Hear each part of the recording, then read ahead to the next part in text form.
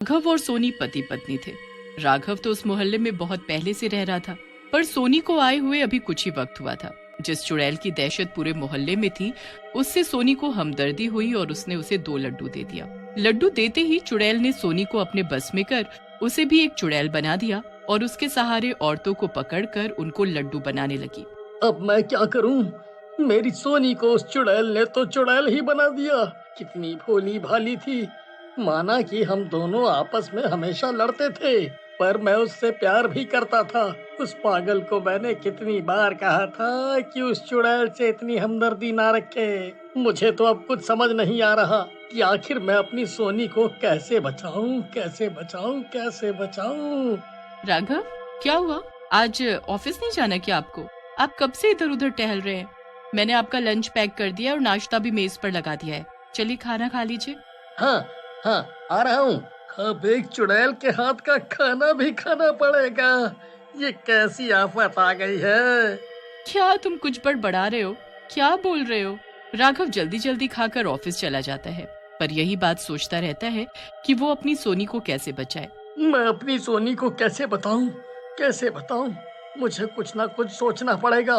उससे भी ज्यादा चिंता का विषय ये है कि वो औरतों को लड्डू बना रही है, पर वो इतने सारे लड्डू का करेगी क्या? आजकल ये कुछ अजीब हरकतें कर रहे हैं, पता नहीं इनको क्या हुआ है। रात को सोनी फिर से घर के बाहर लड्डू रखती है और चुड़ैल लड्डू आधा खाकर वहीं रख देती है। तभी सोनी बाहर आती है। सोनी, तुम क्या कर रही हो? इस आधे लड्डू मत खाना। क्या तुम बोल रहे हो? ये आधा लड्डू मैं खाती हूँ, पर मैं ये क्यों खाती हूँ? और इसे खाने से क्या हो जाएगा? लड्डू को खाते ही तुम भी चुड़ैल बन जाती हो और औरतों को लड्डू बनाने लगती हो। हे भगवान, ये मुझसे क्या करवा दिया आपने? कोई बात नहीं, जो हुआ सो हुआ। अब गलती से भी लड्डू बाहर मत रखना। जो लोग गायब हुए हैं उनको वापस लाना भी तो मेरा फर्ज बनता है। मैं ये जानती हूँ कि आखिरकार वो उनको लड्डू क्यों बना रही है। ठीक है सोनी, तो मैं तुम्हारा साथ दूंगा। तुम उसकी आते ही ऐसे दिखाना कि तुमने ये लड्डू खा लिया है और उसके पीछे पीछे चल देना। चुड़ैल के आते ही सोनी उसके पीछे चल देती है और औरतों को लड्डू बनाकर वो सोनी के थैलों में रखती जाती है। फिर वो एक घर में पहुंचते हैं और उन दोनों का पीछा करते हुए राघव भी वहां पहुंच जाता है। अब तो बहुत सारे लड्डू हो गए, अब मजा आएगा। सुनो चुड़ैल, तुम्हारा काम अब खत्म हो गया। मेरी सोनी को छोड़ दो, वरना मैं सभी को बता दूंगा कि सबकी बीवियों को तुमने लड्डू बना दिया है और वो लोग तुम्हें आकर मार देंगे। हाँ, तुम ऐसा करने की सोचना भी मत, क्योंकि तुम्हारा एक भी कदम इन सब लड्डुओं को मार सकता है और तुम्हारी सोनी को भी। तभी सोनी भी भागकर राघव के पास खड़ी हो जाती है और बोलती है, कृपया करके इन लड्डू को कुछ मत करना। वो किसी की पत्नियां हैं। लोगों ने बहुत धूमधाम से शादी कर उन्हें अपने घर की शोभा बनाया है। तुम ऐसा क्यों कर रही हो? क्यों औरतों को लड्डू बना रही है? इन सबको छोड़ दो। मैं इनको नहीं छोड़ सकती हूँ, मुझे भी किसी से शादी करनी है। मेरी शादी इन लड्डुओं की ही कमी से टूट गई थी, इसीलिए मुझे मुक्ति तब मिलेगी जब मैं लड्डू पूरे कर उसी लड़के से शादी करूंगी। चुड़ैल, तुम तो किसी से शादी करना चाहती हो, पर क्या वो लड़का भी तुमसे शादी करना चाहता है? अगर उसने शादी नहीं की तो क्या होगा? हैं? तुम ऐसे ही लोगों को लड्डू बनाती रहोगी। उसे मानना ही होगा, वरना मैं उसके घर की औरतों को भी लड्डू बना दूंगी और उसे मनाने का काम अब तुम दोनों का है। अगर तुम दोनों चाहते हो कि मैं ये सब छोड़कर हमेशा के लिए यहाँ से चली जाऊं, तो तुम्हें मेरी बारात वापस लानी होगी और उसी लड़के से मेरी शादी करनी, सब मांगी और तुम्हारी सोनी को भी। नहीं नहीं, मेरी सी कुछ मत करो और ना ही लोगों को। हम तुम्हारी करेंगे और तुम्हारी बारात वापस लेकर आएंगे। हाँ। राघव चुड़ैल के होने वाले पति उनके पास जाता। देख, मैं यहाँ पर आपसे उस लड़की की बात करने आया हूँ जिस आपने शादी में लड्डू कम होने की वजह से शादी तोड़ दी थी। है अब वो एक चल और उसने मेरी बीवी को कैद कर रखा है। लेकिन बहुतों को लड्डू बना है। इसे मैं क्या कर सकता हूँ? ये आप लोगों की परेशानी है। आप क्या चाहते हैं? कि मैं फिर से उससे शादी कर लूं? उससे? नहीं नहीं, मैं ऐसा बिल्कुल नहीं चाहता, लेकिन वो चुड़ैल यही चाहती है, क्योंकि आपने लड्डू के कारण उससे शादी तोड़ी थी। तो आप उससे फिर से शादी करें और उसके घर बारात लेकर जाएं। हाँ। और अगर मैं ऐसा ना करूं तो? आपके पास और कोई चारा नहीं है, क्योंकि अपनी बीवी को बचाने के लिए और मोहल्ले की औरतों को बचाने के लिए आपको मार सकता हूँ। और अगर मैंने ये बात जाकर चुड़ैल को बताई कि आप उसकी बात नहीं मान रहे हैं, तो वो आपके घर की सभी औरतों को भी लड्डू बना देगी। क्या आप ऐसा चाहते हैं?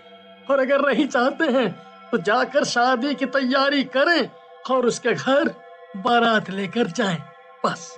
नहीं नहीं, मैं तैयार हूँ।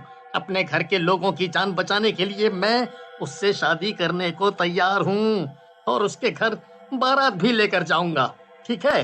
फिर राघव ये बात जाकर चुड़ैल को बताता है। देखो, ने रमन बना लिया है। वो तुम्हारे घर पर बारात लेकर आए और तुमसे शादी करे, लेकिन उसके बाद तुम सभी को मुक्त कर दोगी और मेरी सोनी को भी यहाँ से जाने दोगी। हाँ हाँ ठीक है, मैं ये करने को तैयार हूँ। मैं कोई बुरी औरत नहीं हूँ। मेरी शादी बस कम लड्डू होने की वजह से टूट गई तो मुझे बहुत बुरा लगा, इसीलिए मैंने ठान लिया कि मैं इस बार इतने लड्डू बनाऊंगी कि लड्डू कम न पड़े और मेरी शादी न टूटे। पर एक बात बताओ, तुमने तो उन औरतों को ही लड्डू बना दिया है, और अगर तुम वो लड्डू लोगों को खाने के लिए दोगी तो वो उन औरतों को खा जाएंगे। ये कितना गलत काम करोगी तुमने कभी सोचा है? मैं उन औरतों को लड्डू सिर्फ उनके घर से यहाँ तक लाने के लिए बनाती हूँ, ताकि मैं ढेर सारी औरतों को पकड़ सकूं और उनसे लड्डू बनवा सकूं।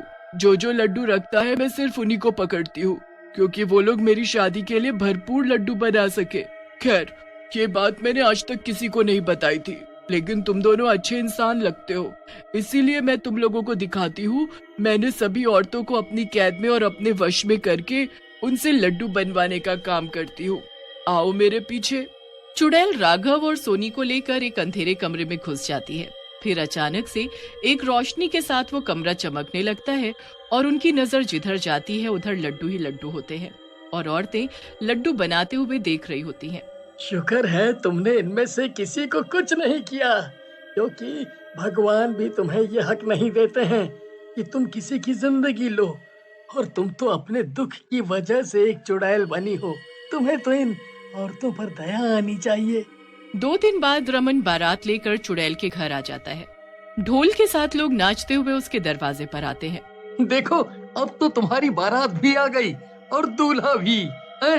अब तुम इन सबको और हम दोनों को भी जाने दो। मैं तुम लोगों को अभी कैसे जाने दूं? तुम दोनों मेरी शादी देखकर जाना और खाना भी खाकर। नहीं, हमें नहीं खाना है, बस अपने अपने घर चले जाएं, वही काफी है। अगर फिर कुछ कम पड़ गया तो कहीं आपकी शादी फिर न टूट जाए। अब नहीं कुछ कम पड़ेगा, क्योंकि खाने में सिर्फ लड्डू ही है। चुड़ैल सज धज कर अपने मंडप पर बैठ जाती है। सबके सामने भर भर प्लेट लड्डू आ जाते हैं। बाराती हैरान परेशान होकर एक दूसरे को देखने लगते हैं कि खाने में सिर्फ लड्डू ही है। ये कैसी शादी है? ये कैसी शादी है? खाने में सिर्फ लड्डू है? मुझसे तो नहीं खाए जाएंगे लड्डू खाने में है। और कुछ भी लाओ है। और नहीं है तो चलो यहाँ से। ये शादी नहीं होगी ये शादी। कोई कहीं नहीं जाएगा। मेरी शादी एक बार और नहीं टूट सकती। सभी को खाना होगा, प्यार से नहीं तो मेरे डर से। चुड़ैल उस आदमी के मुंह में लड्डू कसने लगती है। अब तो हम लोगों को छोड़ दो। हम लोगों ने कुछ नहीं किया है, और ना ही तुम्हारी बारात में लड्डू कम होने की वजह से बारात छोड़ कर गए हैं। तुमने इन लोगों को सजा तो दे दी, अब हम लोगों को हमारे घर जाने दो। हाँ, इन लोगों को सजा तो मिल गई है। जिस लड्डू की वजह से इन्होंने शादी तोड़ी थी, तुम उन्हें वही खिला रही हो, और वो भी इतना। रमन और चुड़ैल की शादी हो जाती है और बारातियों की तबीयत खराब हो जाती है। उन सबको इतने लड्डू खाने पड़ते हैं जितना वो अपनी पूरी जिंदगी में भी शायद नहीं खाते, और वो सब चुड़ैल से माफी मांगते हैं कि खाना या लड्डू कम होने की वजह से किसी की शादी नहीं तोड़ेंगे। चुड़ैल एकदम से वहाँ से गायब हो जाती है और सब